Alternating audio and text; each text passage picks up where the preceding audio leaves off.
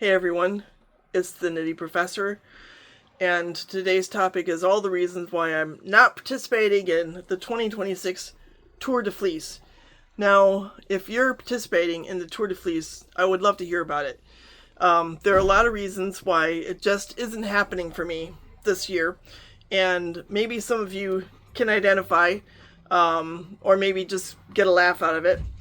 But in any case, I have participated in Tour de Fleece in the past, and it is kind of a nice motivational way to up your spinning game. And I forget if it was last year or the year before, but there was actually a pair of influencers that got together and sort of sponsored, I guess it was 2 years ago, a Discord sort of emceed Tour de Fleece experience, which was a lot of fun. But this year, I don't know, things just got away from me. So, I don't know if I should feel guilty, dumb, or maybe just fine about skipping it this year. But here are some of my reasons. Let me know if you can identify. Now, one of the reasons is because in the past couple weeks, I've just kind of gotten obsessed with sock knitting.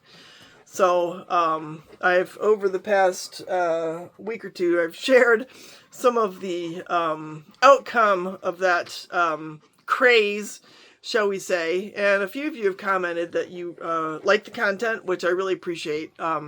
Knitting socks is kind of a summer activity for me because it's just too damn hot to have anything else in your lap, especially when I have 2, 3 cats, often maybe even 4, competing for space there. So in any case, this is one sock. I just started this recently, maybe a week or 10 days ago. It's the all wool except for the toes sock. And here's a sock that's really coming along. I just love this gold yarn. Don't want the needles to come out. Please, needles don't come out from the stitches. There we go. Yes, this one's getting pretty close. I got a couple inches to go on that one. I mean, if I was to tell you it was done, you'd probably believe me, right? Of course, this is sock number 1, so we're not done. But in any case, making progress. And I started yet another sock. Do I have it out? Well, here's one. This one is really cool. This is unspun yarn. It's what's it called? I haven't had these socks out too much lately, but it's the Meal Glory from Lang Socks and Lace Luxe. This is a fascinating yarn. So I finished the heel, part of my obsession, right? Why I'm not doing Tour de Fleece, and I finished this heel yesterday, and look at that pooling. That pooling, I don't know. I'm kind of in love with this pooling. It's like somehow the heel ended up being all different shades of green, so I've got needles poking out. Because a lot of these other stripes, they kind of go back and forth some. But the whole heel is green. I just think it's really cool, and it's really pretty. It's a beautiful yarn with all the glitter. And some of you have said you've used this yarn in socks and you're very happy with it. So I am quite optimistic. I've gotten to the point now where I started the shaft and have 1 row of ribbing going. So that's a big accomplishment. And I started the second sock of a pair that, to be honest, it's been going on, I don't know, maybe a year and a half, but that was just really exciting.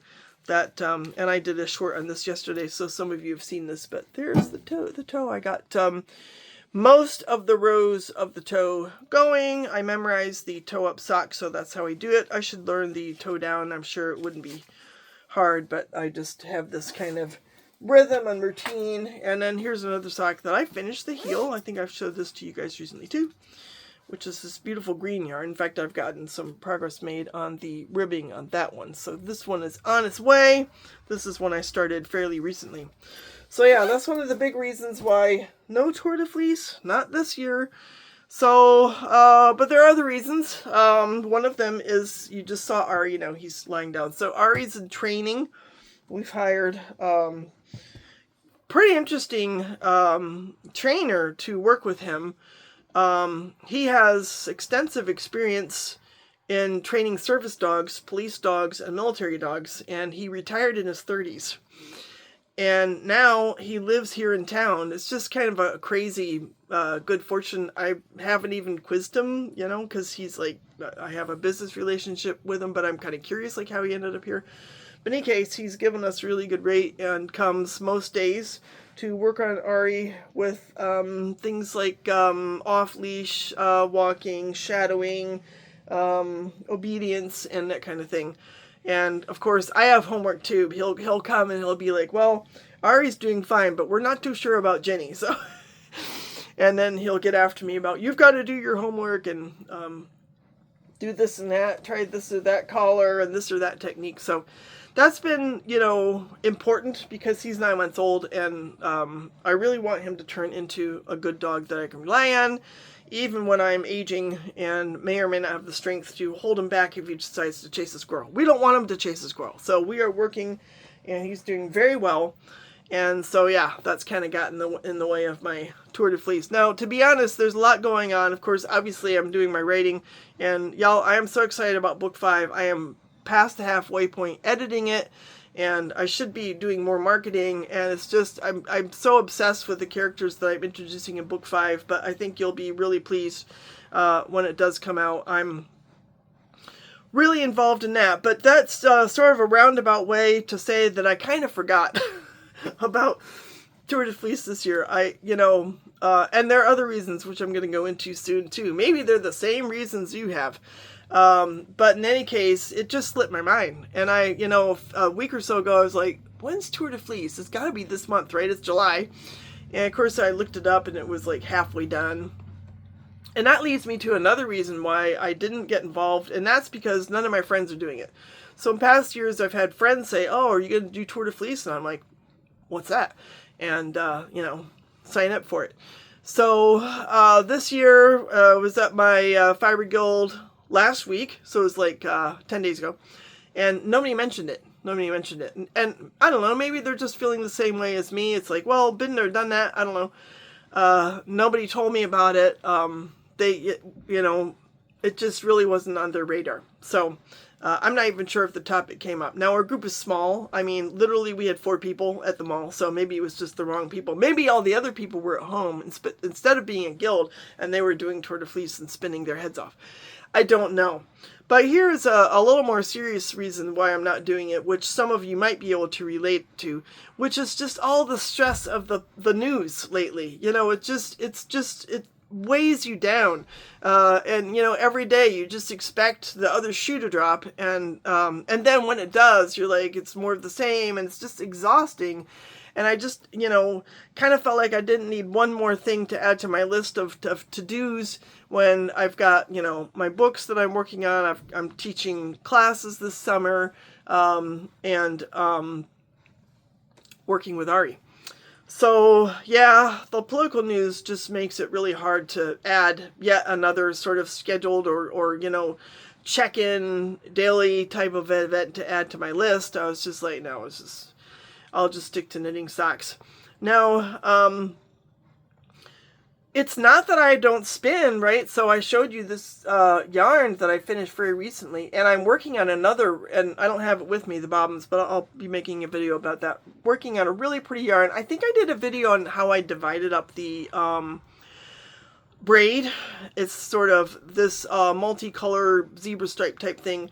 And I did do a video, like a short maybe, and so I've started in that spin. So it's not like I'm not spinning, it's just that I'm not doing it every day, and I'm not recording it, I'm not sharing it. I'm just, if the mood strikes me, then great. It's sort of like, it's based on intrinsic motivation. I don't really need extrinsic motivation to tell me to spin, because it's something I do for pleasure, and not because I feel like, I didn't spin, I gotta spin today, oh my gosh, I have to spin. That's how I feel about making videos, to be honest.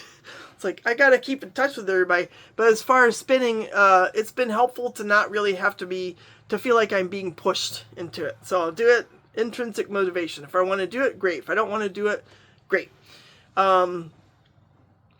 Also, I haven't really been on social media too much, or at least maybe not on the right social media. I watch a lot of YouTube, partly because that's where I get a lot of my news, and my Norwegian podcasts. And let's be honest, so I don't know how many of you can identify with this, but after a while, when I realize how many different languages I can hear on YouTube, I think to myself, do I want to hear more English when I can hear other languages? And I'm like, no.